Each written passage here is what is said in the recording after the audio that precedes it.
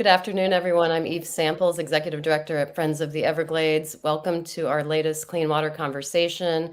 We host these monthly live stream events to spotlight important news in the greater Everglades and interesting writings, which is the case today. And we're able to bring these live stream events to you free thanks to the support of our donors. So just want to start off with that introduction. We have a really interesting guest today, and I'm honored to introduce him. Jeff VanderMeer is a New York Times bestselling author who talks frequently about issues related to Florida's environment. So, novels are his primary genre, and I suspect many watching today have read his novels. However, he's written nonfiction published in the New York Times, The Guardian, the LA Times, other publications. And we're here today to talk about a really striking nonfiction article that Jeff wrote in recent months that was published by Current Affairs. And it was called The Annihilation of Florida, an Overlooked National Tragedy.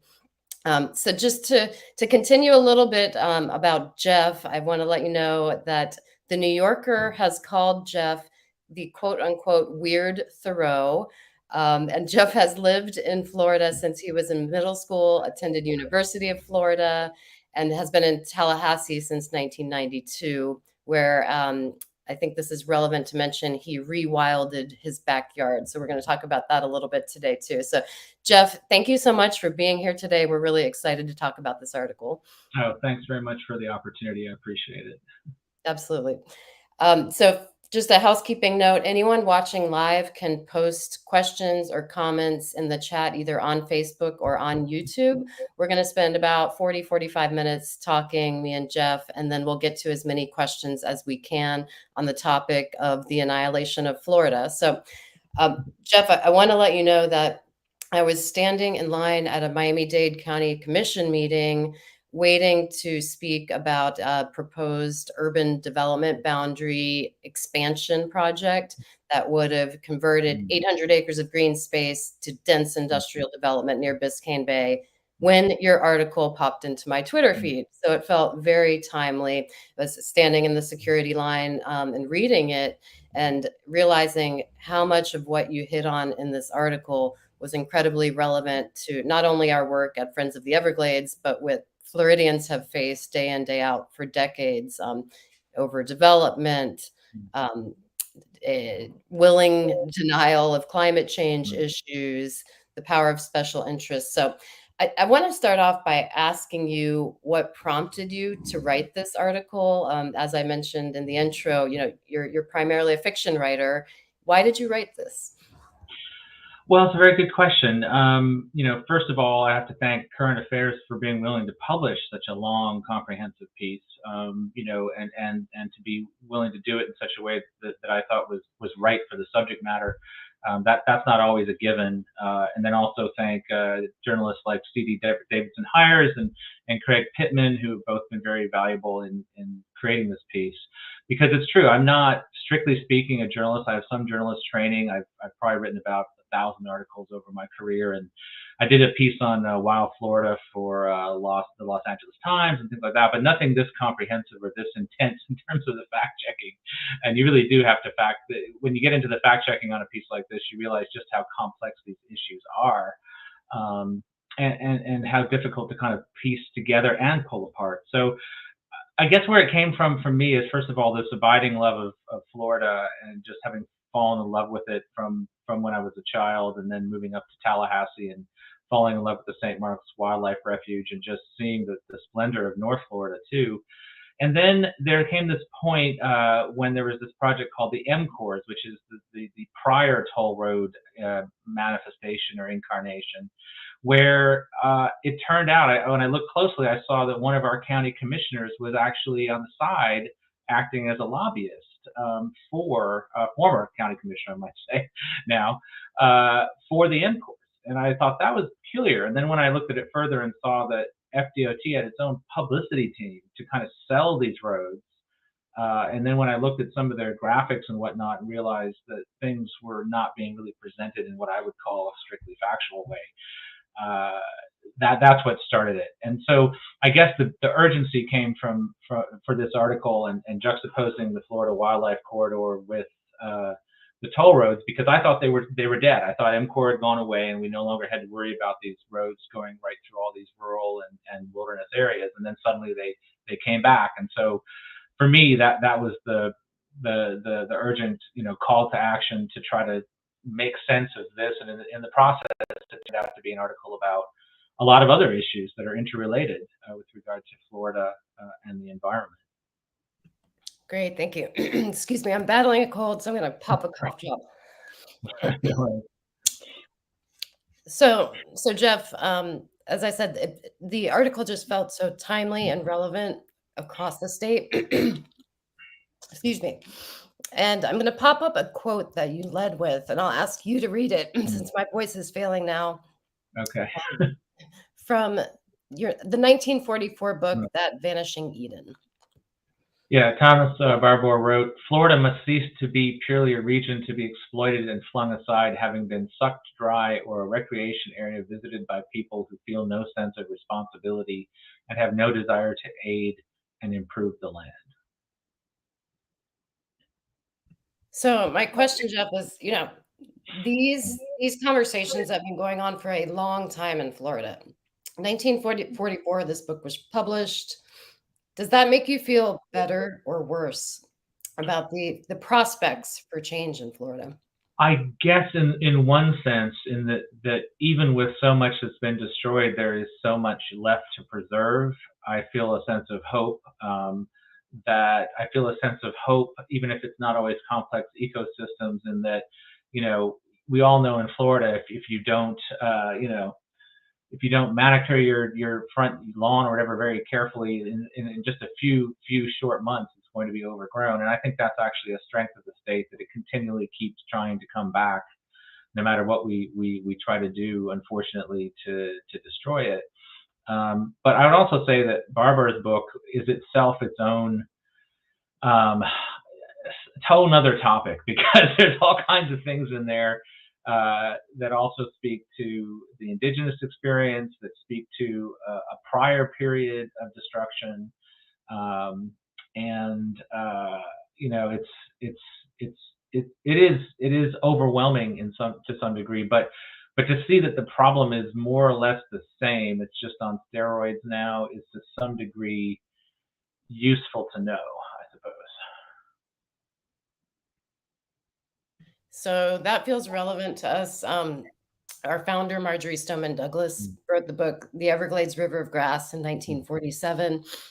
And in some ways really redefined how we view the ecosystem. But here we are 75 years later, not only fighting the same battles, but in some ways fighting more intense battles. And again, I apologize for my voice, which seems to be failing me at this very moment.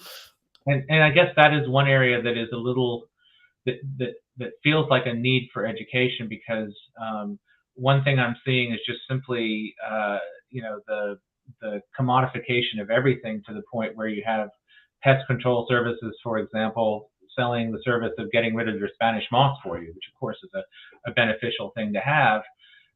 So we have a lot of, like, what you might call propaganda to push back against. It's like a general thing going on throughout the world, throughout the country, that applied to Florida has these particular damaging results. And then, just this thing where we have a lot of out-of-state developers and big developers who unfortunately have undue influence, and create a situation where they're not in any way responding to the landscape, and not responding to the limits of the landscape with regard to even things like, flooding and other things that have to do with, actually, is your house actually going to be there in 10 years? So those things are a little alarming, because they seem to go against just, the facts, so to speak. Right. Yeah, I mentioned the 800-acre project in Miami-Dade County, and it was so infuriating that this project was not only outside the urban development boundary, which exists for very good reason, but it was also on coastal high hazard area. And by the way, this is a battle we're still fighting. We've played successful defense so far, but it's not done. So, the not only lack of adherence to the rules on the books, but the unraveling of them is Hmm. something that seems to be an increasing pressure in Florida. So, I mentioned the themes of your article. You cite overdevelopment, unregulated pollution. Of course, that applies to water and air pollution in Florida. And I'm wondering, as you were researching this, and for anyone who hasn't read the article, please do. It's thoroughly annotated, footnoted, and just an incredible read as well. But I'm wondering, as you were writing it, if anything surprised you, or if this was kind of knowledge you had in your head already through decades of living in Florida. Well, I mean, that's actually where the fact checking came in to some degree, because there were things that I put in there that I knew to be true, but then current affairs was like, we really need to cite this. And I was very thankful that I think 99% of the time I didn't have to take something out, but it was that process of like, if you're engaged enough with certain issues, you don't remember exactly where you got your information, but you're pretty sure it's correct. So in that sense, I mean, I guess the two things that surprised me the most, one is the accelerated pace, and I talk about that in a kind of dramatized way, even though it's a true way of having driven down to Tampa and back for an event, using some of the new roads and some of the stuff that was being constructed, and just being absolutely taken aback at the sheer amount of destruction going on, and the fact that it seemed like less and less care was being taken, that it was just simply a case of, we're just going to knock everything down and then build it back up again. We're not going to care about what's there. I literally saw this spectacle of this Florida mouse, the ones with the long tail, hopscotching across a 4-lane, what was now a 4-lane, highway with construction and everything, to get to a patch of grass on the other side. And it just was kind of emblematic of the fact that there it feels like the thing that surprised me was just feeling like there's absolutely no care being taken at all, that it's simply profit. And then I think about the house that I live in here in Tallahassee, on the edge of this ravine, and how the walkways are even constructed, if you look in the old photos from 1979, to go around mature pine trees. They actually built this house around the trees. Now, you can't do that with every kind of construction, but you certainly can do better than what I was seeing, which was, to me at least, was absolutely horrific. And then I guess the other thing is, in getting a chance to look at it holistically, you begin to try to analyze it. And to be honest, although I'm not much for conspiracy theorists, when you look at the amount of special interest money coming in, it's not hard to see cause effect. And so there's one part of the article that I'll just read a brief part of, where I tried to kind of like give some general ideas of what are indicators that things are going wrong with regard to the environment in your state or municipality, or whatever kind of unit of government you're talking about. And these things seem pretty systematic. Abolish oversight agencies or render them toothless, weaken existing state environmental law and make it difficult for local government to enact stricter provisions, find ways to move national control of land conservation to the state level, restrict access of public records about environmental issues, enforce environmental rules or laws that remain in a tepid way or don't enforce them at all.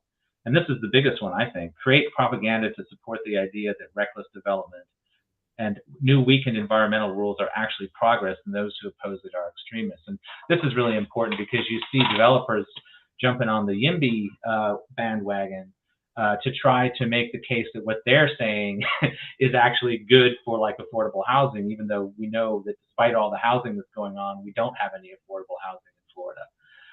And so, that's scary too, because it's a very Orwellian thing. And so that also surprised me a little bit, but it doesn't surprise me, but I was concerned to see it. The fact that they're kind of upping the ante. It's not enough for them to have all the profits and do all this, the people who are doing the bad stuff. They also want to be recognized for it, and they want them to be the people who are doing the good things for the environment somehow. It's very strange. Yeah, it almost feels like there's a playbook sometimes that they're all Mm-hmm. working from, and everything you just described from your seat in Tallahassee feels very relevant to our seat in South Florida. In fact, I keep coming back to this 800-acre Miami-Dade County project, but the pitch in that case is jobs. And Mm-hmm. uh, economic revitalization for a community that's struggling. Um, you know, the picture you paint through facts in the current affairs article really indicates that this is a systemic pillaging of Florida. Mhm. And we can go back to the 70s and 80s in Florida when growth really started accelerating, and look at what happened then in an attempt to correct course or avoid the worst outcomes. And that was actually the passage of the Growth Management Act in 1985. Florida at that time became a leader in terms of development protections. Every county had to have a comprehensive plan. There were very rigid procedures for amending those plans, and they could only happen at limited opportunities. So we did course correct for time. However, in 2011, then Governor Rick Scott essentially gutted the Growth Management Act, and we're still paying the price. And I think the one subset of what happened under that gutting that illustrates the change is the Department of Community Affairs, which was Mhm. the state's lead growth management agency, was renamed as the Department of Economic Opportunity. And the name change certainly says a lot. Um, so even, reading what you laid out caused me to reflect on what we've been through and what we've lost. It feels sometimes like two steps forward, one step back, or even one Mhm. step forward, two steps back in Florida. But also how we still do have an opportunity to correct course. The state legislature can be really obstinate, and you're up there in their town. I don't have a lot of hope for this legislature, but Mhm. awareness can certainly Mhm. apply pressure to lawmakers to start doing the right thing. Do you have that hope? Well, I do, and I have to be honest. I mean, there's been some signs recently of like Citrus County and some others saying that they want a no build option on these toll roads, which, as I say in the article, and people need to know, just the building the roads is an act of kind of violence through some of these areas. There's one route that would go through 4 miles of swamp, another just goes right through a lake. I mean, even these proposed routes, even if they're like, well, we won't seriously consider this, why is that even on the table? But it's hard for me to tell whether this is just simply politicians wanting to revisit this after the election, or if this is something real. So I do think that the pressure from people in those counties has really turned up the heat on some of these county commissioners who would otherwise probably just be inclined to go along with it. So my hope is that that's a real thing, but I do think that there's been a massive amount of organizing and a massive amount of anger, because this it's not just protecting water, it's protecting farms, it's protecting all kinds of rural use, land. And I think that's the two things that really struck me as well, is how that the Department of Economic Opportunity literally has the whole state into zones of opportunity. Like there's not a single place, except if it's a state park, it's not a zone of opportunity, and that's probably a zone for logging or something. And so, a lot of the locals, when you look on their Facebook groups about this, are bitterly joking about how there's an opportunity zone right in the middle of this marsh. I mean, it's like it doesn't make any sense, or here's an area for big business that doesn't make any sense for big business. So it's really not working with the landscape at all in any kind of reasonable way. But then the other thing I see on top of this, and this is where the developers are really, really pushing stuff, is using the idea of infill to get both things. So in Tallahassee, we have some urban forests that are literally there for the karst features that protect our aquifer and protect Wakulla Springs. And a lot of those are now being sold off for development on the pretense that it's good infill. Well, maybe you could get away with like a third of some of these being developed and the rest being left. But the point is that at the same time that we're supposedly doing infill and destroying our urban forests, we're also destroying the rural urban divide. So there is no infill. There's no infill anymore because it's all developing. It's all being developed. So you can only make a case for infill when you're not destroying that divide. Then it would make sense to work within the city core, but instead we're doing everything, and Right. it's not right. On that note, there's a fact in the article that I want to show and ask you to Mm. explain. You wrote in Current Affairs that several football fields worth of forest and other valuable habitat is cleared per day in Florida, with 26% of our canopy cut down in the past 20 years. That's such a vivid visualization of the loss we've experienced. Can you explain how you arrived at that number and your calculation there? Well, I looked at a few different analyses of deforestation, and I went with Global Forest Watch, but there's others that are similar, and you can debate what the actual particulars are. But Global Forest Watch had 40,000 acres per year as a conservative estimate of deforestation in Florida. A football field is around 1.3 acres. I had to do some math, which is not my forte, but we got there at the end. 365 days in a year, somewhere. So that puts it at between somewhere.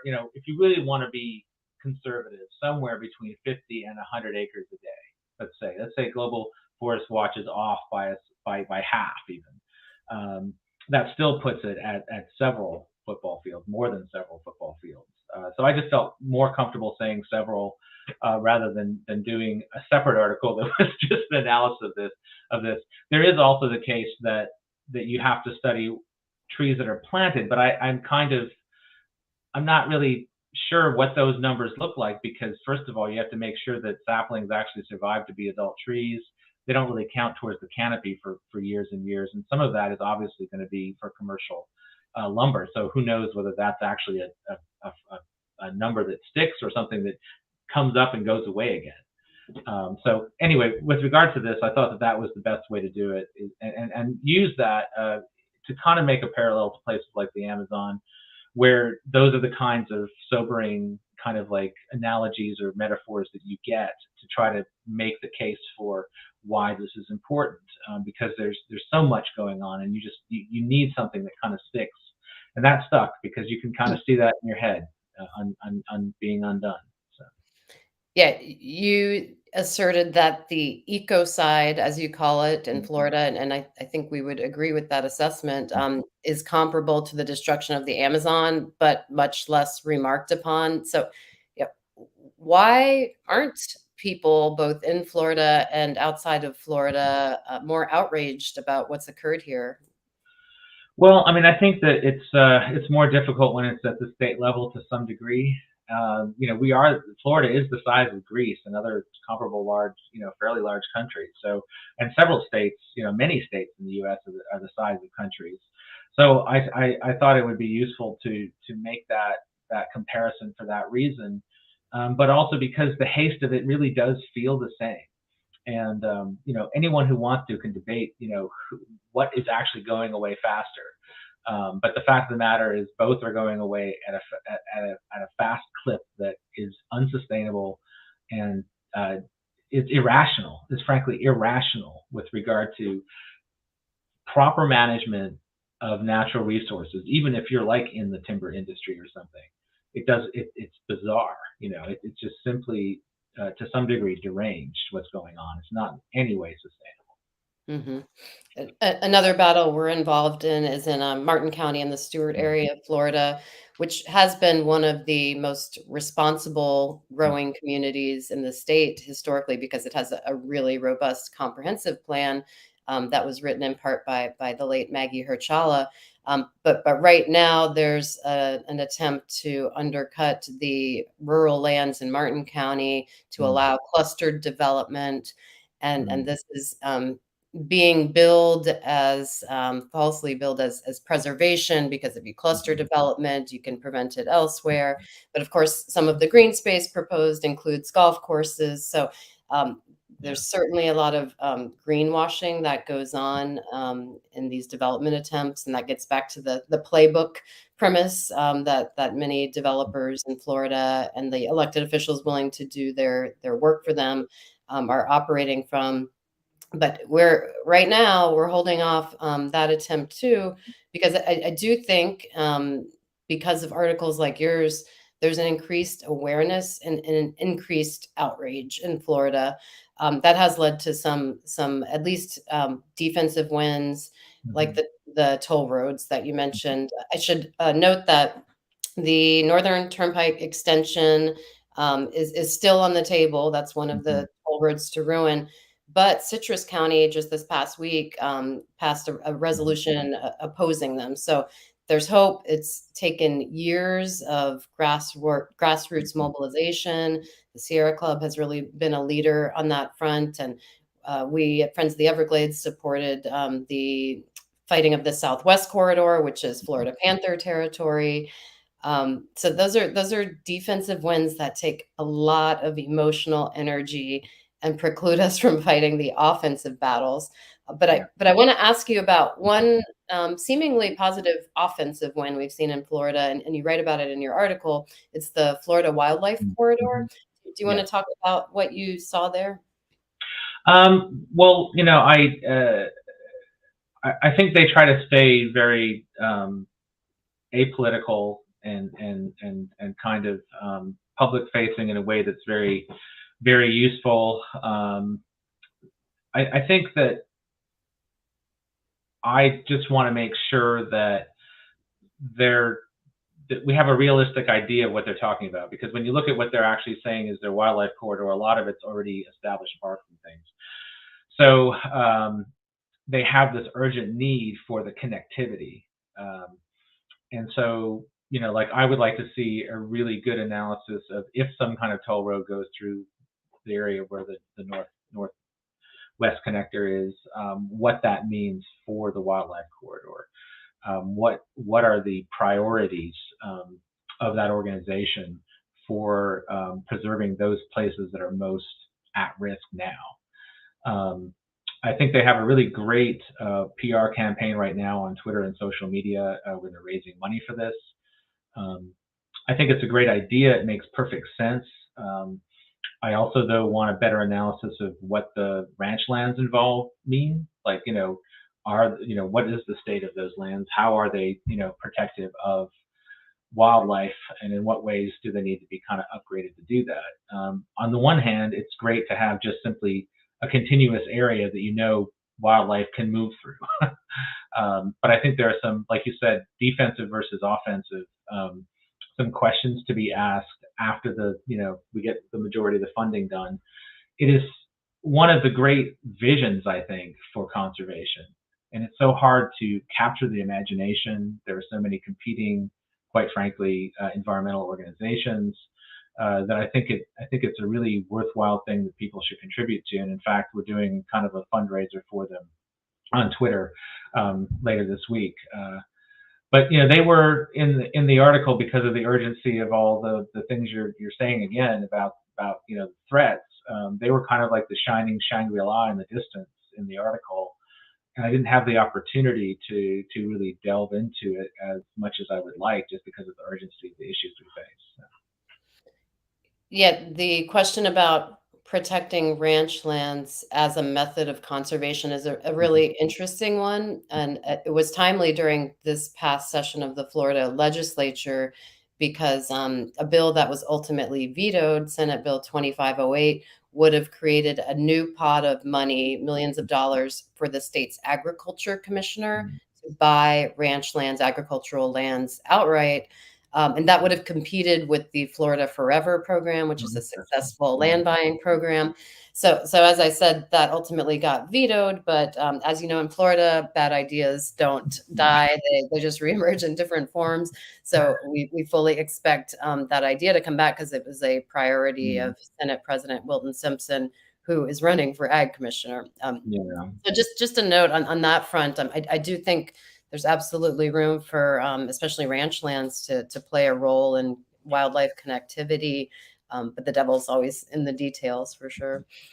Yeah. Um, I wanna ask you a question, Jeff, about special interests. Yeah. So since you spent so much time thinking about them for this article, and it sounds like this is just the kind of thing you're highly conscious of anyway, you know, is there any special interest group in Florida that you think is really wielding outsized power right now? At Friends of the Everglades, we spend a lot of time thinking about the power and Mhm. corrupting influence of the sugarcane industry south of Lake Mhm. Okeechobee. But what's on your mind?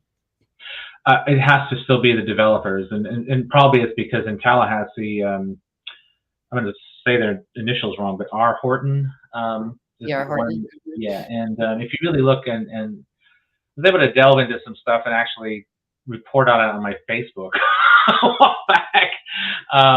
But you couldn't differentiate where the money was coming from, but they were putting a lot of money potentially into campaigns and other things in this area. And lo and behold, this last year, they suddenly are helping erase the rural-urban divide with, 120, 200 acre, 300, 400 acre developments, out in what's the middle of nowhere right now in this county. And so it's hard not to see some cause and effect there, and especially in the way that officials are kind of talking about it as such an amazingly good thing to add this to our ecosystem of developers. And so that's really what trying to make that stuff more transparent, but also I think the challenge is always the clarity. How do you get across the clarity as to not just cause and effect, but why this is such a corrosive thing on government, on local government, on the ability of communities to have a say, to existing communities, and for the city of Tallahassee, all of its citizens, all of its people, to have a voice, and why this kind of thing takes that voice away across a lot of different areas, not just what we've been talking about. Was that the Falls Chase development that you're alluding to? Falls Chase was is a different developer, but it's a similar kind of situation. And I can talk about that briefly if you want. Sure. So Falls Chase is an area to the north, slightly to the northwest in Tallahassee, that was slated for the Florida Forever program, and that's because it's right above Upper and Lower Lake Lafayette and another lake, and they all feed into Wakulla Springs eventually. And instead, county and city approved a development on a place that's like 400 acres, eventually all of it except for environmental easement that's completely inadequate will be developed. Right now, though, they've cleared 200 acres, and it's just sitting there, just a sprawl of clay that, quite frankly, if I were the county, I would have questions about just exactly, how much compliance they can possibly have with stormwater provisions, given that they have this just created this hole right above these lakes.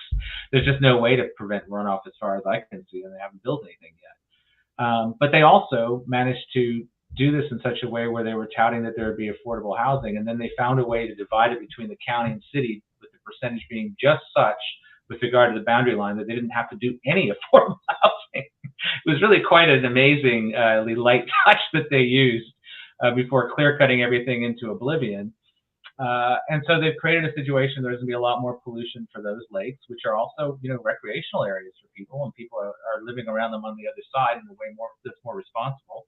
But now, as reporter Casey Chapter on the WFSU site reported, the county is looking into reclassifying one of the lakes as a wetland. And nobody knows why, and the county is being very cagey about why. There's some thought that might mean that they could then get away with more pollution and lower standards in some way. But this is how it seems to be going. This is what goes on at meetings where there's not a whole lot of ability to have much feedback, and things happen fairly fast. And I think it's really important for people in the community to have the ability to respond to these things and have a chance to debate them before things happen again quite so quickly as they seem to. And it's a good example, I think, of how you can make an impact locally by getting involved, knowing what these developments mean, knowing why there's this forest here. This forest is here to protect the quality of life downstream, or your drinking water, or whatever else. And it's not just randomly there, And I think that's a good example, and it's something I talk about in the article. How do you make time for it? I mean, you're a busy writer. You do speaking events. I mean, it really is time consuming for people who don't track environmental issues full time like I do, and our team at Friends of the Everglades does to track these threats. How do you carve out time and prioritize it? Well, I mean, quite frankly, I would say I'm probably behind on a novel because of this. But I also tend to switch back and forth between novels and nonfiction books. And what I've been doing instead of the coffee table books, is I've been doing more articles like this, so, and more environmental activism. So I have to have a kind of fallow period between novels anyway, and so I've been trying to do this instead, which I think is more useful than maybe another book on a subject like steampunk or something. Yeah. Yeah. I mean, finding ways and it, it's easier for some than others, but finding ways to incorporate Yeah, this kind of research awareness into your day job, right? yeah. Is certainly one way to approach And it. it does feed back into the writing, definitely. I mean, I'm working on a novel now set in a ravine that has a very layered aspect over several novels that incorporates different aspects, different layers of society, and has environmental themes that kind of slowly seep into it just because of the nature of Florida, of writing about Florida. But this is all very useful for that as well in a subsidiary way. Yeah, I was wondering if it feeds into your fiction. And of course, one of your books was titled Annihilation, which was borrowed for this article's headline. Yeah. That does not mean that there will be a chapter titled "Zoning Changes Over 35 Years in a Small a Small Forest in Tallahassee." It's not gonna get into that kind of technical detail in the novels. I'm sure your readers will be relieved to hear that. Um, I'll pause here just to remind folks in the audience that if you have questions for Jeff, we'll start doing a Q&A with the audience in about 10 minutes. In the meantime, I have a few more questions to get to. So Jeff, I'm wondering if you followed the rights of nature movement that's taken root in parts of Florida and elsewhere. Yeah, there was There's a Florida lake that was trying to get its rights, right? Yeah. Right, absolutely. Yeah, good New Yorker article Mhm. about that. And there have been some ballot initiatives. One was successful in Orange County, although the legislature has tried to preempt the will of local voters to apply rights of nature in Orange County. But the big looming ballot issue on this is the Florida Right to Clean Water Initiative. So Mhm. some folks are gathering signatures now to try to get this on the 2024 ballot. And essentially, it would create a fundamental right to healthy waters in the state constitution. And the practical effect of that is that it would give legal standing to everyday residents, non-governmental entities, to file suit when they see nature wronged. So I'm just wondering, if what you think about that movement in general. I think it's a great movement. I think that really, when you're talking about the personification of a lake or something like that, you are talking about the quality of life for everybody. You're also acknowledging that these are complex systems that you can't, brutally or bluntly ruin part of them and expect the rest of it to be okay. I mean, Lake Okeechobee is a good example of that. So I think it's a really good way to kind of reframe things. And unfortunately, it'll seem maybe out there to some people, but I think the more that you see these cases and these acts going forward, it'll become more normal. And I really do think it's really strange because if we had machines that we use that we regularly kind of broke and misused, we would think that was terrible mismanagement. But we have these complex systems all around us that we mismanage, that we abuse all the time, that are things that benefit us, that literally help us, you know, stay alive. And yet somehow it's weird to want to have a holistic solution to that preserves it in such a way that it's good for both wildlife and for human beings. It's bizarre to me. Yeah. The mismanagement of a system just makes me think about Lake Okeechobee, which we spend a lot of our time working on. And that lake is essentially managed as a reservoir Mhm. for one industry, the sugarcane industry. It's held artificially high when it doesn't need to be, and that results in discharges of toxic algae. So it's something we're working on and making slow gains on, but that philosophical mindset shift is a really tough one to prompt to occur when special interests are totally outgunning us in terms of lobbyists in Tallahassee and Yeah, other. yeah. So, Um, so let's go from the macro to the micro. I mhm, want to circle back to your backyard in mhm, mhm, Tallahassee. I read mhm. that you rewilded it. Mhm. if that's the right term. Tell us what you did there. Well, basically, 4 years ago, we moved to this house on the edge of this ravine. It's kind of a special house. It was built by a FAMU architect grad, and she thought it would be a model house for all the ravines because it's a vertical build that hugs the slope. It has a small environmental footprint compared to your regular build. Um, and unfortunately, it was too strange, and she had to live in it. And then she left town, and eventually we bought it 4 years ago. But long story short, there's a small ravine behind it, and one reason Tallahassee has so much urban wildlife is there's these ravines that you can't build on because they're too steep, and everywhere in Tallahassee. So they're basically wildlife crossings at this point. And so even in the most established neighborhoods, you will find wooded ravines sometimes in the back, these little magical secret forests. So we have one in our backyard, and I was thrilled. I was like, oh, all these vines and everything. And then I did some research, and I discovered that it was all invasives, air potatoes, nandina, and everything else you can imagine that has absolutely no wildlife value. And when we then also saw that we had box turtles that were still surviving down there, 50-year-old box turtles that had never had to cross a road, because they had just enough space in the ravine, I felt a real obligation to try to make it more wildlife friendly. And it was a weird thing to think about, oh, there's all this greenery, but it's actually a desert to some degree. It's not what it could be. And so I dug up personally 4,000 air potato tubers, Wow. almost went insane in the process, and got all the nandina up, all the others, and we planted over 400 native trees, shrubs, understory trees. That was the other thing. There were no understory trees. Former owners had basically taken them all out. Left all the dead wood on the property. So it's gone from still, having a fair amount of biodiversity to, every day there's another insect, another butterfly, another moth I see that I've never seen before. And just tons of birds. We've seen over 110 species of bird in the yard, which I think is pretty good for an urban area. We're only 10 minutes from the capital. Wow. But I've learned a lot from doing this in terms of just what biodiversity consists of. It doesn't even just consist, and everyone knows this, I guess, but I hadn't really looked into this. The fact that it's not just this plant. It's like the magnolia. You grow these things next to a magnolia on this kind of environment, like on this slope.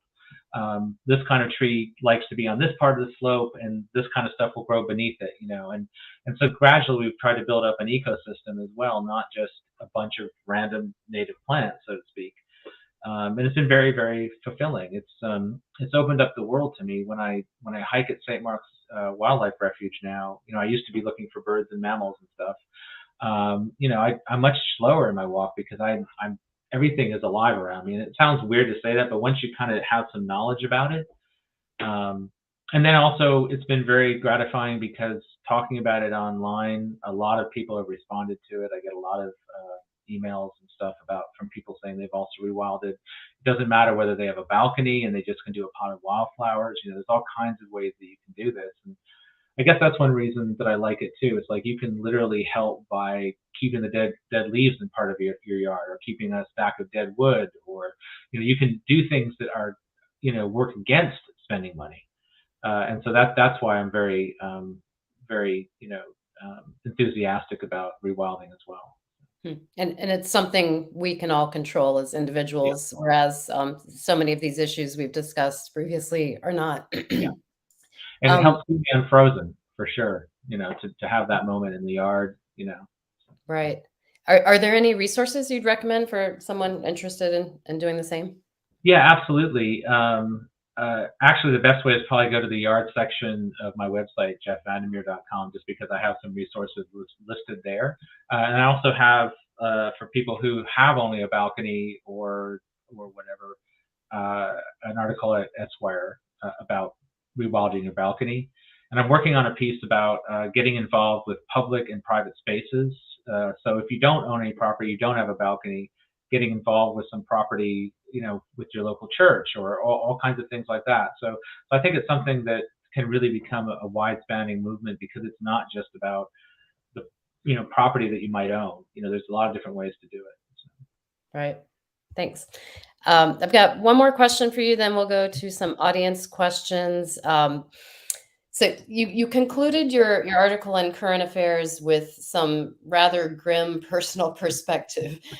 You wrote that when you were born in 1969, the world had 50% more terrestrial wildlife than now. And this is a quote from the end of the article. I was born into a world still alive, and I will die in a world near death, brought to that condition by our own hand. Someday the animals may have no place to go, and neither will we. Because one thing I know is that big developers and the special interests that back them don't stop. It's never enough. It's never enough. It's never enough. So, on that grim note, Jeff, That's definitely over dramatic out of context, I would say. But in the context of the article, sadly, no, it's I entirely think appropriate. it absolutely worked. And, I've read the article several times now. And after going through that annotated litany Mm, of devastation in Florida, mhm, it didn't feel hyperbolic at all. But at the same time, you are rather hopeful mhm. in your final line, your very final line of the article. So I want to ask you, are you in fact hopeful? There's a lot left to preserve in Florida still. Yeah, there absolutely is, and the wildlife corridor is one indicator of that. Also, if I did not have hope, I would not write something like that. I would not write anything, quite frankly. The very fact that I'm writing about nature, that I'm writing about wildlife and environmental issues, means that I have hope. The current affairs article I wanted to be a combination of journalism, a little bit of personal essay, a little bit of polemic to kind of you know, to express also, quite frankly, anger about this. I think anger is a very appropriate emotion and not necessarily a destructive emotion if it lives in the facts. And I really wanted to try to do something kind of comprehensive that was also angry but was factual. We should be angry about this and we should take action about it. And I'm always about the facts. It's like I want to know what the facts are. I don't care how grim the facts are. If I have the facts to work from, then I know how to get started. And so that's partly what I'm kind of getting at there too. Hmm. Yeah, the hope that I found at the end of your article relates to what we do still have. So we still Mhm. have more wetlands than any We do. other We do. contiguous state in the lower Yeah. 48, about 11 million acres. Yes, we used to have Mhm. 20 million, but we still have Yeah. 11 million and much to preserve. 1,300 Absolutely. miles of shoreline, 600 clear water springs, 1,700 ravines, more than 8,000 lakes, more than 3,000 native trees, 100 species of orchid. I did not quite realize that. Thank you for that fact. And 150 fern species. So Yeah. that's a lot to fight for. That is absolutely. Well, we'll take some audience questions now. Our multimedia producer, Leah, is behind the scenes, and she's going to pop in some relevant questions in the 10 minutes or so we have left. All right. Our first question is from Drew Martin. Drew asks, how can we stop development within the boundaries of the remaining Everglades ecosystem? So Jeff, I'll let you take a pass at that, and then Yeah. since Everglades, I'm happy to chime in, but Please. interpret it as you like. Do you want to take a first crack at the answer? Oh no, no, no, no. I think this is in your expertise, not mine. Okay. So Drew, thanks for listening. I really believe that the answer lies in adhering to our existing comprehensive development plans that still exist in the counties in Florida. Miami-Dade County still has an urban development boundary that the Hold the Line Coalition, which we're co-founders of, is working really hard to preserve. It exists, that urban development boundary exists for a reason, even though some county commissioners may say it's an artificial line that doesn't have meaning. It absolutely has meaning, and that is to protect the footprint of the greater Everglades ecosystem, as well as Biscayne National Park, Biscayne Bay. And this ecosystem is not just about wildlife, although that should be enough. It is also about the drinking water for 8 million South Floridians. So I think adhering to those comprehensive plans is first and foremost, and not letting counties or the state roll them back any further than they've been degraded already. We'll take another question.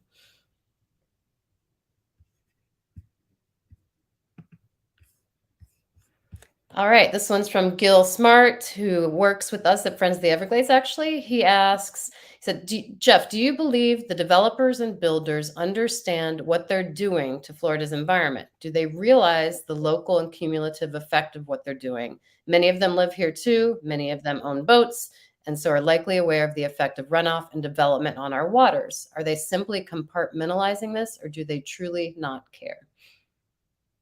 Well, I think, first of all, for the purposes of the article, although I think, name a couple of individual developers, it after doing the research in terms of at the big level, there just didn't seem to be hardly anyone who was doing anything responsible. So just saying developers seemed like it made sense. In terms of your question, I'm sure that they do, and there are cases where, and Craig Pittman's documented this in a couple articles, where developers have finally reached their limit, where it's like they see some pristine jewel along a river, and I can't remember the exact example, and they just can't. This guy just could not bring himself to develop it, and he actually turned it into a conservation area.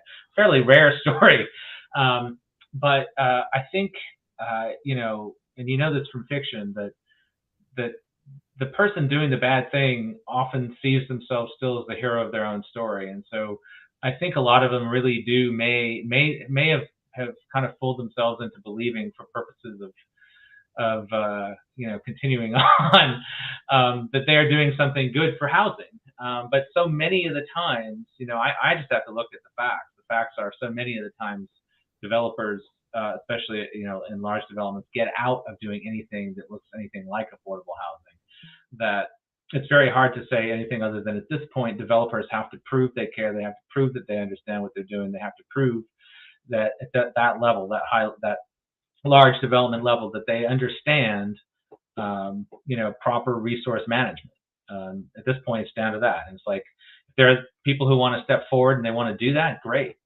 But at this point, I'm sorry, but it's on them. That's just the way it's gone the last 2 decades.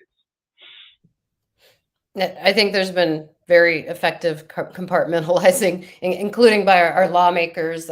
One quick example of that is a seagrass mitigation bill that was filed Yeah. by a local state lawmaker Mhm. here under the guise of protecting seagrass, where really DEP confirmed that this would have expedited the destruction of seagrass, only for it to be planted elsewhere where it might not survive. So we see this all the time. All right, we'll go on to our next question. Rhonda Roth. Hi, Rhonda. Rhonda asks, bad things are happening at an overwhelming pace. Do you think it is an intentional shock and awe campaign meant to paralyze us? What do you think? Well, I think that really what you're seeing is, you're sometimes seeing talking points that are similar because they have been in coordination with each other. If you look online, you'll find some YouTube channels, actually, with the developers, where they're like giving the talking points that you should give if you're trying to get through things like local government. So it's kind of a concerted, cynical effort at some points. You might just say they're trying to do more business, so that it's not really, it's cynical, but it's just business. But at the same time, so I wouldn't say that there's not a one them, but there are several kind of like almost them that are coordinating, and you see this even in the way that bills are structured sometimes, or worded in different state houses. And I can't think of an environmental example, but you've seen that definitely with regard to some of the more social, cultural bills that have come through.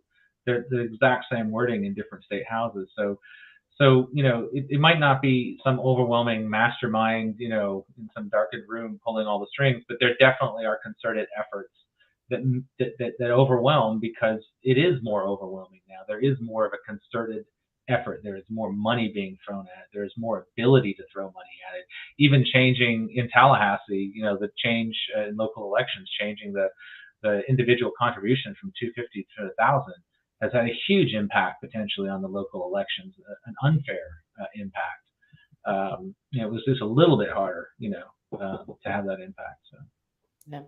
Yeah, I'll add that I think the shock and awe strategy Mm. can backfire too. We saw that happen with Senate Bill 2508 this year, and maybe it was less shock and awe strategy and more the art of the deal, where the Mm. lawmakers who threw that hodgepodge of bad environmental legislation together, went for more than they really wanted, or that more than they thought they would get. And what happened is it poked the bear. The public became incredibly infuriated and successfully ended up killing that bill. So maybe we can see more of that kind of outrage. Let's sustain our outrage a little bit. There's plenty of reason for it. Yeah. We have time for maybe 2 or 3 more questions. All right. Christian Wagley says, more compact, walkable urban development has far smaller impacts than sprawling single-family home development. Less stormwater runoff, less energy use, lower CO2 emissions, less land use, easier for government to provide services. Are you looking at better patterns of development as our state grows, especially walkable rather than sprawling development? Good question. Yeah, well, I mean, just to give one example, sometimes there can be a compromise measure, but it can't be a compromise measure if developers just want to develop everything. There's an area of about 200 acres called the English Forest here in town, and about a third of that really needs to be set aside because of the karst features and its protection of stormwater runoff and also of the aquifer. And instead, the whole thing's going to be developed. Now, if the developers had come in and they had a plan to preserve that area and develop the rest in a responsible way, that would have been a great example of infill within the city services area. And it would fill what you're talking about. You would be able to have a more manageable city for people. But the problem is that we're already so sprawled, for example, in Tallahassee. And I mean, and I know in Miami, I mean, I can't even speak to anything down there. But yeah, I mean, but you have to have the infrastructure for that too. And like Tallahassee doesn't have the infrastructure, and we're not really investing in the infrastructure for that. So even when we do infill, some neighborhoods, yeah, it becomes a more walkable, livable experience. Some it does not, because we don't have an emphasis on making our city that way. So there's a couple of different things there at least. Right. Yeah, and from our perspective at Friends of the Everglades, we do advocate for infill development. We are not entirely anti-development. In Miami-Dade, inside the urban development boundary is appropriate. There's opportunity for more density there. So good question. It's important to make that distinction. All right, I think we'll take another question now. This one's from Marshall Kitchen. Hi, Marshall. Question for Jeff. I love what you said about individuals taking part in projects to recover, restore native ecosystems. I don't hear many, if any, groups or NGOs in Florida talking about rewilding. Do you think this is because the idea of setting aside land that is not designated national park or sanctuary is too radical? Do you think there's any room for the idea of self-managed landscapes, marine areas? Is anyone offering a vision for anything like this as they are in parts of Europe? Thanks. Well, I guess, and maybe you can speak to this too, Eve, but to my mind, there's still so much, and we it's dangerous to talk about pristine wilderness, like everything has been affected by human beings, but there is a lot of wild wilderness in Florida still to be preserved. So before you talk about like rewilding, like maybe what was tree plantation or things like that, although we are doing, there are efforts to like plant longleaf pines in some of those areas. There's a lot left to preserve that is already intact ecosystem of some kind. And so I think that's why not that emphasis. But I would say that in the urban area kind of mode, there is an opportunity for that. So for example, in Tallahassee, we have a lot of creeks and a lot of them run through these ravines. Well, I read recently that if you catch a fish in any of these creeks, they're not safe to eat. The water is not safe enough. So a great rewilding project would be rewild and restore the creeks of Tallahassee, and there might be a similar thing in other municipalities in other areas. So I see it as right now, there's all these wild areas to conserve, but then there's all these degraded areas, probably usually within urban city limits that could be rejuvenated and could be good community projects, so to speak. Yeah. I think you're right about the urgency. I mean, we do have much left to conserve in Florida, and that's on the Florida Forever list, as you alluded to earlier, the Florida Wildlife Corridor now. But as more land is developed, and you know, as hard as we might fight to slow the pace, we know we're going to continue to lose those 2 to 3 football fields every day in Florida. I do think there's going to become a more dire need to consider rewilding, as parts of Europe have embraced. So something to think about in the future, and maybe some fodder for a future novel for you, Jeff.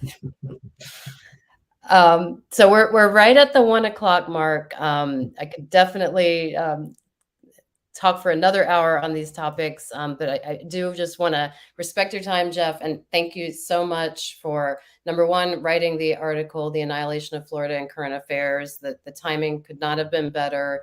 It was a wake-up call for some, and it provided renewed urgency for others among us who read it. And just thank you for carving out time in your life to pay attention to what's happening in Florida's natural world.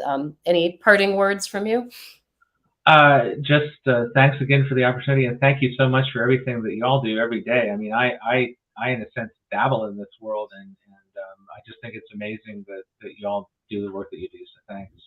Thanks. That, yeah, we can make a difference. And our founder, Marjorie Stoneman Douglas, founded Friends of the Everglades in 1969 to stop a jet port from being built in the middle of the Everglades, and she succeeded. So we can score those wins. So thanks again, Jeff. Thanks to everybody who tuned in today. We'll see you next time. Take care. All right, take care. Thanks.